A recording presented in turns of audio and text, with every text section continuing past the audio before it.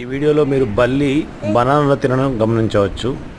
దయచేసి ఎవరు కూడా బనానాను ఓపెన్ ప్లేస్లో పెట్టకండి, కవర్లో పెట్టండి, లేదంటే ఏదైనా డబ్బాలో ఉంచండి తప్ప బనానా ఓపెన్ ప్లేస్లో పెట్టడం వల్ల చూడండి బల్లి తినడం మనం చూడవచ్చు. ఇది తిన్నది పిల్లలు కానీ ఎవరైనా తింటే వాళ్ళు చాలా డేంజర్. జాగ్రత్తగా ఉండండి.